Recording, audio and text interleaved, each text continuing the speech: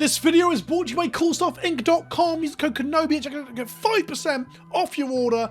And they've also got Command Fest Orlando coming up on April 14th to 16th. You can sign up to that with a link in the description below. Urabrask has been done dirty on multiple occasions. He was the worst in both of his cycles, for both of the previous Praetor cycles, without a shadow of a doubt. His original one was a haste enabler that tapped your opponent's creatures, doing the double-ended improve your thing and debuff your opponent's thing via the same measure, but at 5 mana for a 4/4, it was lacking. And on New Capenna, he's a 5 mana 4/4 again with haste, and he got you a little bit of card advantage, and he stopped your opponent from keeping cards in hand. He forced them to have to use them that turn by exiling them when they drew their first card for the turn. 5 mana 4/4s, not very good. He then showed up a merciless repurposing, a 6 mana exile target creature, incubate 3, that shows some of his limbs lopped off. He's being tortured by Elish Norn, but the flavor text suggests that he's left. They had to leave it be, leave the traitor be, which means that we see all of the Praetors get their comeuppance and die in the story, but Urabrask might be floating around just with his arms and legs missing. But hold up. If we rewind to the middle of the set, the beginning of the set, Urabrask looks like this. A 4 mana legendary creature, Phyrexian Praetor with First Strike. Whenever you cast an instant or sorcery spell, Urabrask deals 1 damage to target opponent, and you add 1 red mana to your mana pool. And then for 1 red, you can exile him and return to the battlefield transformed under his owner's control. Activate only as a sorcery and only if you cast 3 or more instants or sorceries this turn. This front end is kind of cracked before we even transform it, but let's look at the back end quickly and then we'll unpack it all. The back end is the great work, the name for the Phyrexian philosophy that he gives. That's different to that of the Elish Norn church. This is a saga, as all of the Praetors are in this set. On the first pip, it does 3 damage to target opponent and each creature they control. This is a 3 damage wrath. This is an Anger of the God style sweeper that also shoots your opponent in the face, doing more damage. His second pip creates 3 treasure tokens, creating basically a ritual that stays on the board. And then pip 3 is actually wild, an effect I don't think we've ever seen before. Until end of turn, you may cast instants and sorcery spells from any graveyard. If a spell this way would be put into the graveyard, exile it instead. Exile the great work, then return it to the battlefield. So until end of turn, you can cast spells from your own graveyard and their graveyard. We're going to come back to that. It's very good. I think that Urabrask might just be the best of the cycle of Praetors from this set. I think Elish Norn is pretty decent and relatively easy to flip. I think Vorinclex just wins you the game when you do flip him, but costs a lot of mana. Meanwhile, Urabrask is a 4 mana first striker that has 2 very interesting effects attached to it, combined with that 1 line of text. First of all, he is a payoff for playing instants and sorceries. He's a payoff for playing Spellslinger. So essentially, it's turning every single spell you cast into 1 damage. There's a card that has famously done this in Magic before, and it's called Grape Shot. The difference between this and Grape Shot is that Grape Shot has to be drawn, and Grape Shot also has to be cast at the end of the combo, where Urabrask allows you to just incidentally ping your opponent down over time. It's also comparable to Gutter Snipe, and there was also a pinger. I'll find the other pinger that I'm thinking of. I think it was a Dwarf in Kaladesh.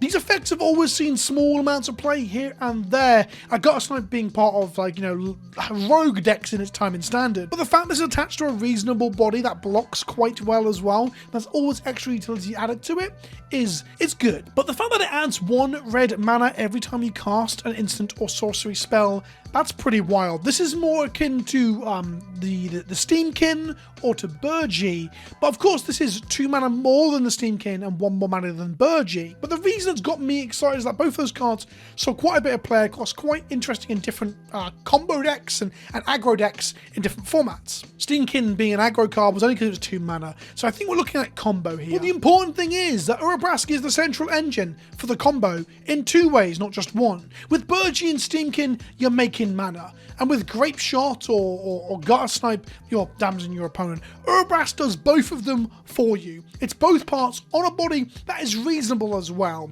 A 4 mana 4/4 is weirdly below rate by nowadays standards, but it has got First Strike, meaning that if your opponent can't kill it with a Strangle or a similar kill spell, or like a Fatal Push they can't enable in Historic or Explorer or Pioneer, then you've got a 4/4 blocker that can block most things that have come down before it. Now, the clause to flip it, I think with all the Praetors, you've got to consider that the flipping it is kind of like Planeswalker Ultimate almost. It's icing on the cake, and I don't know if we evaluate the card solely via that, because all of them are quite restrictive in how you activate them. However, I think Urabrask's might be the easiest, maybe followed up by Elish Norn. Look, it's 1 red mana, so it's going to be affordable, but you have to cast 3 instant sorcery spells this turn. So in theory, cheapest, you're paying 3 spells plus the 1 to activate Urabrask, right?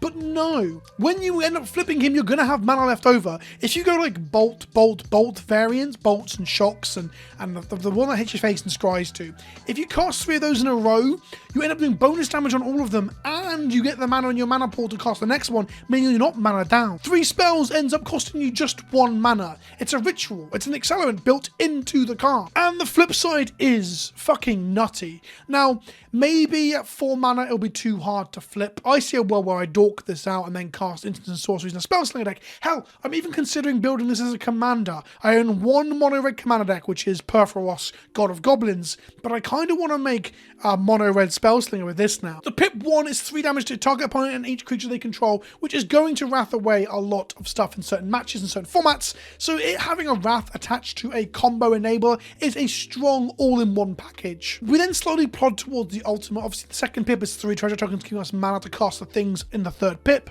And then the third pip says, until end of your turn, you may cast instants and sorcery spells from any graveyard. If a spell casts this way you put into the graveyard, exile instead.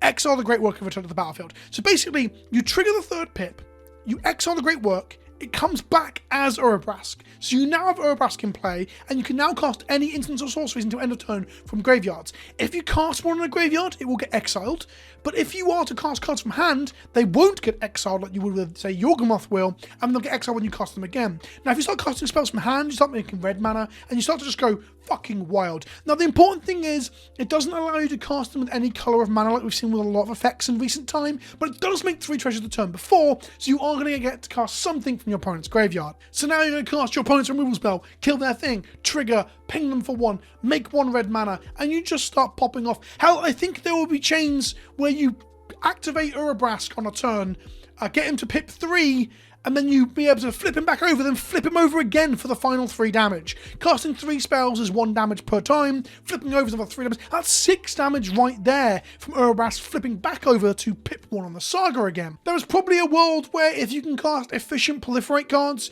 you might be able to flip him over, cast some proliferate cards, get him to pip 2 and then 3, make treasures, make the graveyard accessible, flip him back over and cast more. This, I will be absolutely flabbergasted if Urabrask doesn't see play as a combo finisher in some format somewhere. I am absolutely playing him in Brawl, in Commander, in Gladiator, and I'm going to try and play him in Historic or Modern as well. I don't know where exactly. Maybe even... No. We can't play him in Big Red Prison and Legacy because we don't play enough instants and sorceries. But there's definitely decks in Modern and Pioneer and Historic where this could be a very good top end of your curve combo finisher. You play 4 copies of it because it does everything you need when you cast instants and sorceries. It is the most self-contained, not so fuck the opponent up of the Praetors, outside of perhaps Vorinclex. But Vorinclex requires you to tap another 5,000 mana before you get into the Win-More territory. I think without flipping into the Saga on the back, I think it'd still be playable and I'd still be excited about him. That's a good testament that this card is very, very strong. Or maybe I'm full of shit. Maybe you think Urabrask will be terrible. Let me know in the comment section below if you want more previews, story analysis, commentary, fucking jokes about cum bubbles. Then don't forget to subscribe and I'll see you in the next one. Ta-ta for now.